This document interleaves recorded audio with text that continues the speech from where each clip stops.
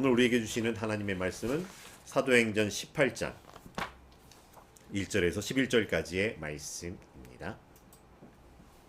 제가 봉독하겠습니다. 그 후에 바울이 아덴을 떠나 고린도에 이르러 아굴라라 하는 본도에서 난 유대인 한 사람을 만나니 글라우디오가 모든 유대인을 명하여 로마에서 떠나라 한 고로 그가 그 안에 브리스길라와 함께 이달리아로부터 새로 온지라. 바울이 그들에게 감해 생업이 같으므로 함께 살며 일을 하니 그 생업은 천막을 만드는 것이더라. 안식일마다 바울이 회당에서 강론하고 유대인과 헬라인을 권면하니라. 실라와 디모데가 마게도냐로부터 내려오매 바울이 하나님의 말씀에 붙잡혀 유대인들에게 예수는 그리스도라 밝히 증언하니 그들이 대적하여 비방하거늘 바울이 옷을 털면서 이르되 너희 피가 너희에게로 돌아갈 것이요 나는 깨끗하니라. 이후에는 이방인에게로 가리라 하고 거기서 옮겨 하나님을 경외하는 디도 유스도라 하는 사람의 집에 들어가니 그 집은 회당 옆이라. 또 회당장 그리스도가 온 집안과 더불어 주를 믿으며 수많은 고린도 사람도 듣고 믿어 세례를 받더라. 밤에 주께서 환상 가운데 바울에게 말씀하시되 두려워하지 말며 침묵하지 말고 말하라. 내가 너와 함께 있음에 어떤 사람도 너를 대적하여 해롭게 할 자가 없을 것이니 이런 이 성 중에 내 백성이 많음이라 하시더라. 1년 6개월을 머물며 그들 가운데서 하나님의 말씀을 가르치니라. 아멘. 한 주 한 주가 정말 사람들의 마음을 들었다 놨다 하는 시간입니다. 이 역사라고 하는 버스를 함께 타고 가지만 고운 도로만 가는 것이 아니라 마치 엄청난 비포장 도로를 달려가듯이 널뛰듯 업다운의 순간들, 오르락내리락의 순간들이 있었습니다.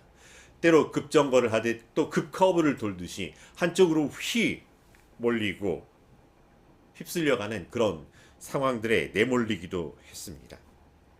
어린 시절 우리가 했던 놀이 중에 한 고개 넘어도 여우가 없네, 두 고개 넘어도 여우가 없네 라는 이야기를 했지만 우리는 한 고개를 넘을 때마다 벌써 몇 번의 얼마의 이런 고비고비를 만나는지 한순간도 쉽게 지나쳐간 순간이 없었던 듯 합니다. 그리고 그 상황이 이제 마무리가 된 것이 아니라 여전히 진행 중이기도 합니다. 오래전 대학교 한 대자보에 이런 인사말이 있었습니다. 안녕들 하십니까? 정말 여러분에게 묻지 않을 수가 없습니다. 그래서 안녕들 하십니까? 그렇지만 오늘 함께 예배드리는 우리 하나님의 자녀 그리스도인들은 이렇게 인사를 했으면 합니다. 이 땅에 오신 예수님과 함께 그리고 다시 오실 예수님을 소망으로 기다리면서 나누는 인사입니다. 사랑합니다. 축복합니다. 기도합니다. 응원합니다. 어느 방송국 브랜드송에 이런 게 있습니다. 만나면 좋은 친구. 만나면 좋은 사람들은 만날 때마다 저절로 인사가 나오고 흥이 나오고 함께 더불어 잘 지내고 또 그 안에서 좋은 일들을 만들어내기가 쉽습니다. 그런데 만나기 부담스러운 사람들 혹은 심지어 안 봐야 좋은 사람이라고 하는 패러디까지도 있지만 또 그럴 때는 어떻게 해야 할까요? 어떻게 인사를 하고 어떻게 대해야 할까요? 그냥 대면 하거나 무리해서라도 친한 척을 해야 하거나 아니면 지금까지 그랬던 것처럼 모른 척 해야 할까요? 그럴 때 이렇게 인사를 했으면 좋겠습니다. 주께서 사랑하시는 당신을 주의 이름으로 사랑합니다. 그렇게 사랑을 고백하였기에 사랑으로 축복하게 되고 그렇게 축복하며 기도하는 우리의 삶이 결국 기도하였기에 그를 응원하는 삶으로 이어져 가기를 바랍니다. 그러다 보면 조금 더 나아지지 않을까 하는 소망을 품게 됩니다. 그래서 그런 마음으로 다시 한번 인사를 나눕니다. 사랑합니다. 축복합니다. 기도합니다. 응원합니다. 복음 들고 산을 넘고 또 물을 건너는 바울의 발길이 이제 아덴을 넘어서서 이제 18장 고린도에 이르게 되었습니다.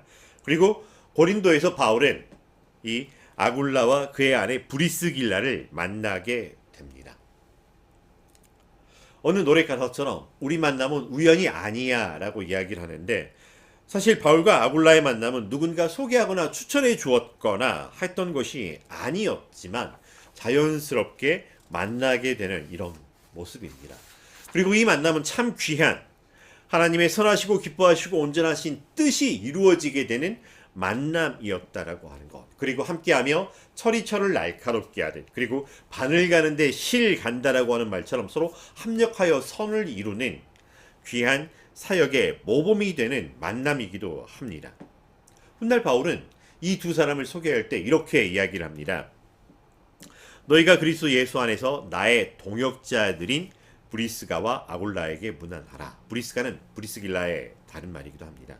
저희는 내 목숨을 위하여 자기의 목이라도 내어 놓았나니 나뿐 아니라 이방인의 모든 교회도 저희에게 감사하느니라. 로마서에서 그렇게 표현을 하였습니다. 이 사람은 나의 동역자다. 나의 목숨을 위하여서는 이 사람이 자기 목이라도 내어놓을 사람이다. 나뿐 아니라 그래서 이방의 모든 교회도 이 사람에게 감사하고 있는 그런 사람이다 라고 하는 것입니다. 한때 그랬었다라고 하는 것이 아니라 일평생 동역자였었고 바울이 사는 동안 바울을 위하였던 사람이었다라고 하는 것입니다. 정말로 이런 사람이 우리에게 있었으면 참 좋겠다 싶은 그런 사람입니다.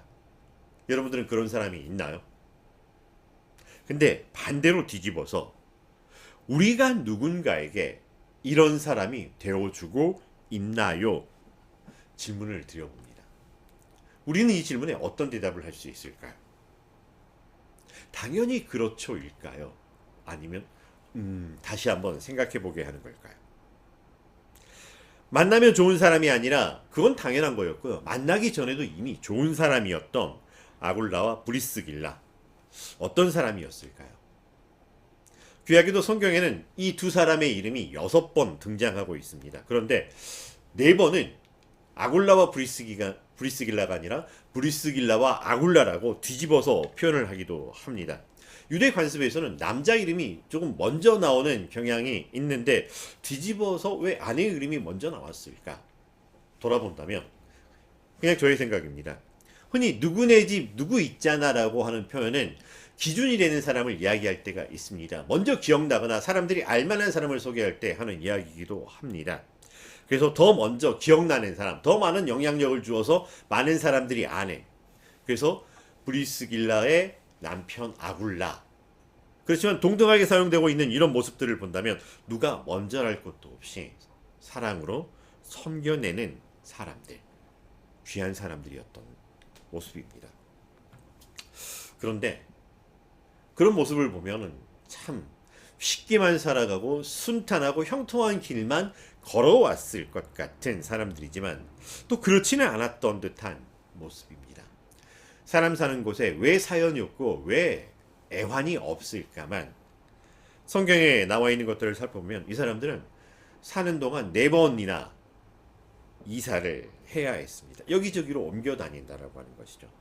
처음에는 고향인 본도에 살다가 로마로 이주하였다가 글라우디오 황제가 유대인 추방을 하는 바람에 쫓겨나서 고린도에 오게 되었고 또 거기서 바울을 만나게 되다 보니 다시 거기서 에베소서로 옮겨가서 살아야 했던 삶이고 또 그러다가 다시 로마로 옮겨가서 살게 된 그런 사람이라고 하는 것이죠.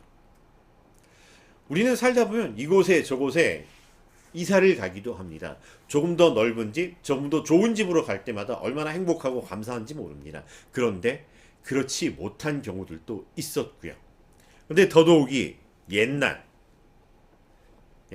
이사를 간다라고 하는 것, 분가해서 새로운 살림을 낸다라고 하는 것이 아니라 이사를 가는데 본토 친척 아비집 내 고향집을 떠난다라고 하는 것은 희망찬 이야기가 아니라 쫓겨나듯 등 떠밀려 나가는 삶이기가 쉬웠다라고 하는 것입니다.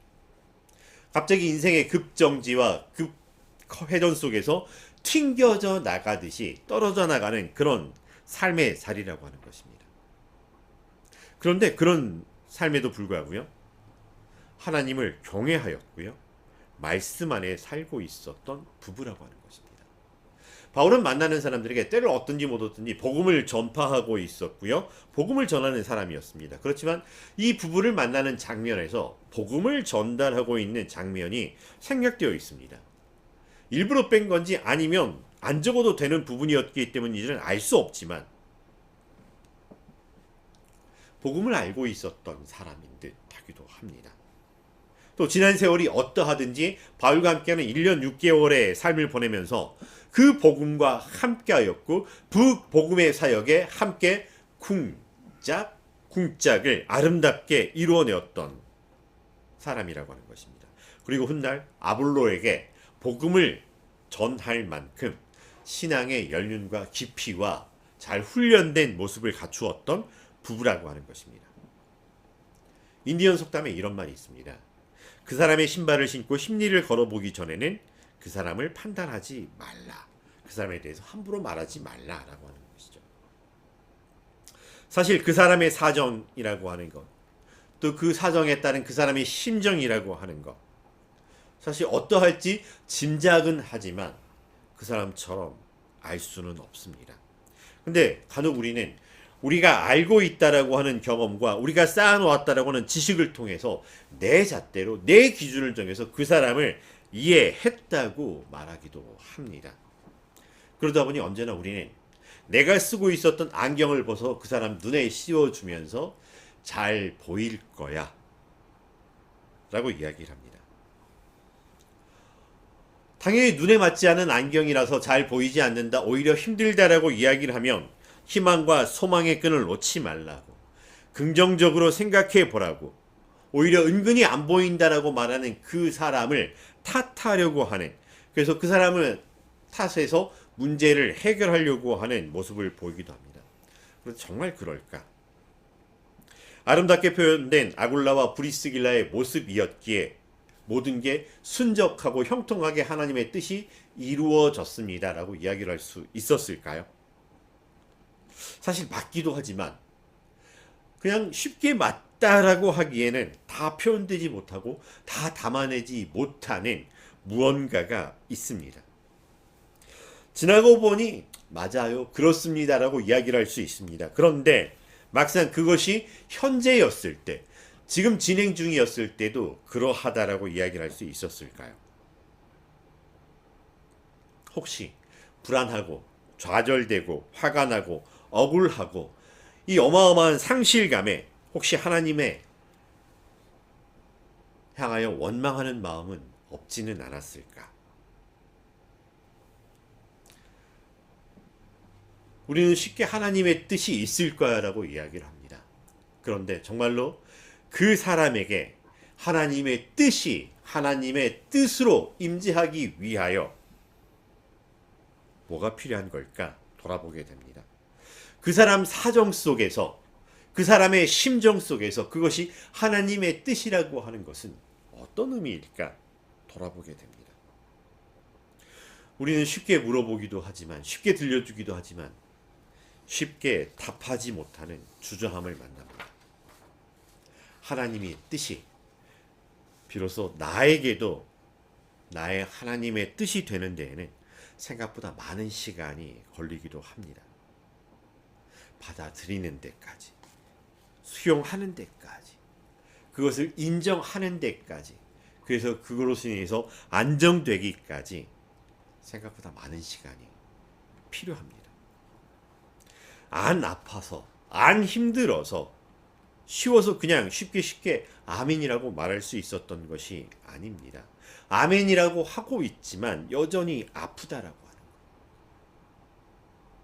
진통제를 맞듯, 마치 주사를 맞듯, 마치 나에게 스스로 최면을 거듯 아멘이라고 하는 말로 덮어보려고 하지만 여전히 그 아래 아픈 인생이라고 하는 것입니다.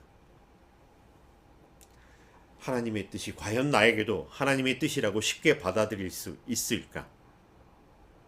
하나님의 뜻이 정말 나에게도, 우리에게도 하나님의 뜻입니다 고백하기 위해서 필요한 것이 무엇이었을까?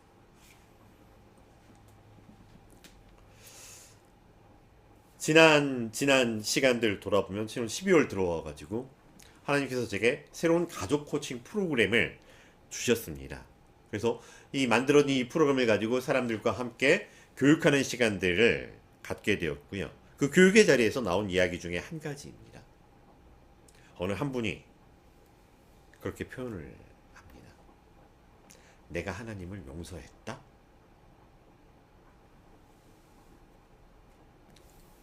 여러분 혹시 당혹스럽지 않나요? 내가 하나님을 용서했다? 아니 하나님께서 나를 용서해 주셔도 모자랄 판에 내가 하나님을, 상당히 불경스러운 표현이기도 합니다. 그런데 그 사람의 사정, 그 사람의 심정에서 돌아본다면 또 어떨까 싶기도 합니다. 내가 잘못해서 내가 당한 게 아닌 일이었습니다. 나는 그저 하나님을 잘 섬긴 것밖에 없었습니다. 그러니 이제 하나님을 잘 섬기면 하나님 복을 주시겠다라고 하셨으니 이제 하나님 차례잖아요. 하나님께서 약속을 이행해 주실 차례잖아요. 이렇게 표현해서 죄송합니다. 하나님 왜 쌩까시는 겁니까? 하나님 왜 침묵하시면서 모른 척 하십니까? 왜 하나님 무시하십니까? 왜 하나님의 책임을 스스로 방기하시는 것입니까? 하나님 왜 나는 욥이 아닌데 왜 나를 욥이 되라고 욥의 자리에 내어 몰아가십니까? 그런 아픔의 시간이었다라고 하는 것입니다. 그런데 그런 순간 겪고 나면서 어느 순간 자기 안에 들어왔던 하나님 나의 친구라고 말씀해 주셨잖아요. 그러면서 내가 내 친구를 용서해야지. 근데 돌아보니까 하나님의 하나님 되심을 용서하는 것이었다라고 하는 것이었어요. 내가 만든 틀 안에서 하나님을 내가 만든 하나님으로 가두어 두고 스스로 원망하고 있었던 건 아닌지. 근데 우리의 불경함에도 불구하고 하나님은 기꺼이 우리가 용서해 드림을 받아 주셨다라고 하는 표현을 합니다. 그리고 비로소 하나님께 용서를 구할 수 있었고 하나님의 은혜 안에 있게 되었다라고 하는 삶을 고백하는 이야기를 들었습니다. 불경스러운가요?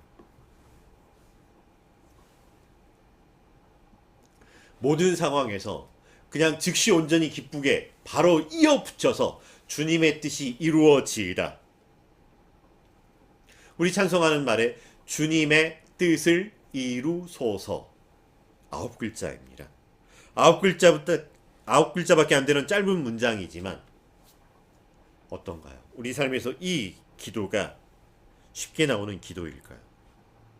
겟세마네 동산에서 예수님께서 드렸던 기도, 아버지의 뜻대로 되기를 원하나이다.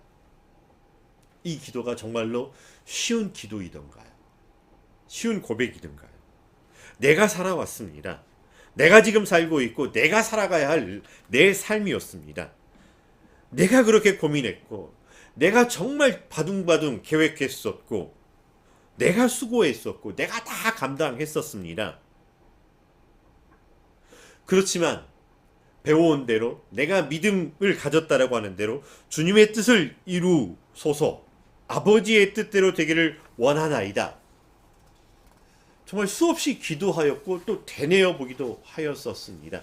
그런데 정말로 내가 주님의 뜻을 이루소서라고 기도한 것인지 아니면 아버지의 뜻대로 되기를 원하나이다 기도했던 것인지, 왜 이런 일이 나에게 일어나야 했습니까? 서운함이 때로는 큰 파도처럼 내 마음을 휩쓸기도 하고 하나님 지금 내 앞에 있다면 정말 나 하나님께 따져보고 싶습니다라고 하는 그런 마음들이기도 합니다. 아굴라와 브리스기라는 우리와 달랐을까? 바울은 정말 달랐을까? 혹시 바울도 그러지 않았을까? 아굴라도 그러지 않았을까?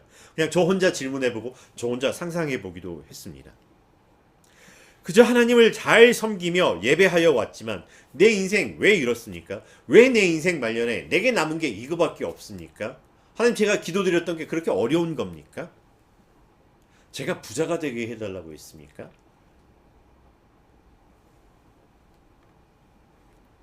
왜 나와 함께하는 사람들은 이렇습니까? 왜 그런 사람들만 제게 붙여주십니까? 아마 그럴 수 있었던 인생이고 제가 경험했던 것과 다르지 않은 인생일 수도 있었지만 그러나 분명한 그 차이는 9글자의 기도가 삶이 되었던 사람입니다. 주님의 뜻을 이루소서.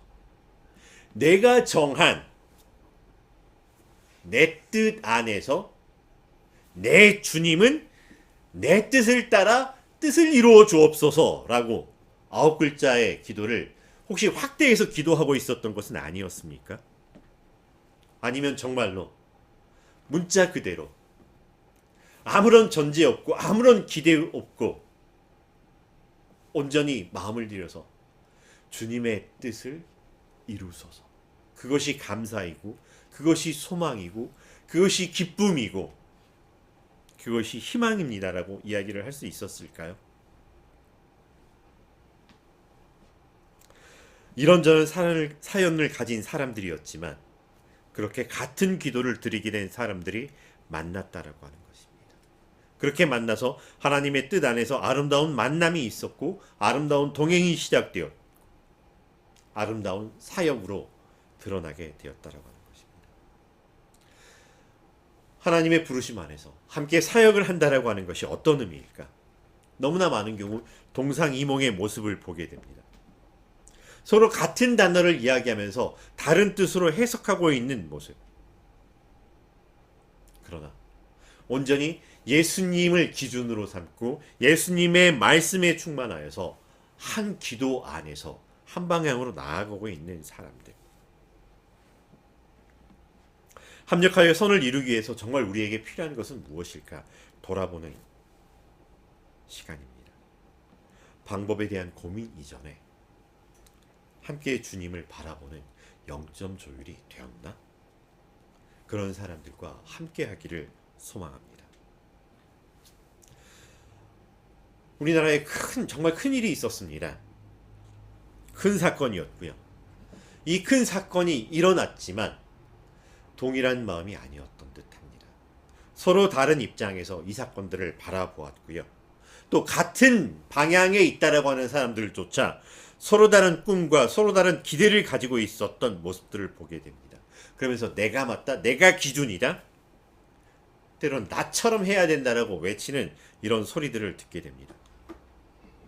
그러나 우리 삶에서 우리의 기준이 또 함께하는 사람들과의 기준이 오직 이것이 되기를 간절히 바랍니다. 우리의 기준은 예수 그리스도 뿐이라고 하는 것. 그래서 기꺼이 주님의 뜻을 이루소서. 의견의 조율 과정이 있을 수 있고 서로 다른 채로 여전히 아직 진행 중일 수 있지만 그럼에도 불구하고 우리의 마음, 그의 마음, 함께하는 사람들의 마음에 주님의 뜻을 이루소서. 내가 가진 기대가 있고 내가 닦아놓은 길들이 있고 내가 가고 싶은 길들이 있음에도 불구하고 아니요. 주님뿐입니다. 온전히 주님의 뜻을 이루소서. 이 주님의 뜻을 이루기 위해서 우리는 어디까지 순종할 수 있을까요? 어디까지 순종해야 할까요? 아파하지 않아야 된다는 말이 아닙니다. 불안해하지 말아야 한다는 이야기가 아닙니다. 힘들어할 필요가 없다는 이야기가 아닙니다. 주님의 뜻을 이루시옵소서라고 하는 것이 마치 아무 일도 없는 것처럼 그냥 무념무상의 상태가 되는 게 아니라고 하는 것입니다. 다만 먼저 하나님을 바라보자라고 하는 것입니다. 하나님을 바라보지만 흔들릴 수 있습니다. 그러나 감사한 것은 흔들린다라고 하는 것은 중심을 잡으려고 움직이고 있다라고 하는, 아직 살아있다라고 하는 것입니다. 흔들리지 않고 그냥 넘어진다라고 하는 것은 그조차의 역동이 없다라고 하는 것이기에 기준이 되는 하나님을 바라볼 수 있기를 바랍니다. 그래서 기준을 정하고 표대를 정하였다면 비록 흔들릴지라도 표대를 바라보며 한 걸음 한 걸음 걸어가는 우리의 삶 되기를 바랍니다. 대림절의 기간, 주님을 기다리는 시간이고 주님의 뜻을 이루소서 기도하는 시간이라고 하는 그래서 그런 삶이 온전히 우리 안에 이루어지기를 간절히 소망합니다. 함께하는 사람들을 바라보면서 왜 나처럼 그러지 않지? 실망하고 실망을 넘어서 원망할 때라도, 그러나 그럼에도 불구하고 주님의 뜻을 이루소서. 우리 모습 이대로 주님께서 받아주셨고, 우리 모습 이대로 받아주신 주님께서 우리를 통해서 주님의 뜻을 이루신다라고 한다면, 아직 우리의 소망을 꺾지 않고 주님을 바라보면서, 우리의 소망이 내 기대가 아니라 내 욕심이 아니라 오직 주님입니다. 주님의 뜻을 이루소서. 이렇게 함께 기도하는 우리의 삶, 우리의 남은 시간들 되기를 간절히 바랍니다. 함께 기도하겠습니다. 사랑과 내가 충만하신 여호와 하나님, 민족의 이 나라의 큰일 앞에서 흔들리고 두려운 우리의 삶이지만, 그러나 표대를 바라보며 주님의 뜻이 이루어지다 고백하기를 원합니다. 함께하는 사람들이 때로는 우리를 흔든다 할지라도, 흔들리는 것은 우리가 기준을 잡을 수 있음이라고 하는 희망이 있기에 우리의 기준을 주님께 두고 주님을 바라보며 주님의 뜻이 이루어지이다 온전히 고백하게 하여 주시옵시고, 기도하게 하여 주시고, 기대하며 기다리는 우리의 삶이 되게 하여 주시옵소서. 이 삶을 통하여 주님의 뜻을 이루어 주옵소서. 예수님의 이름으로 기도합니다.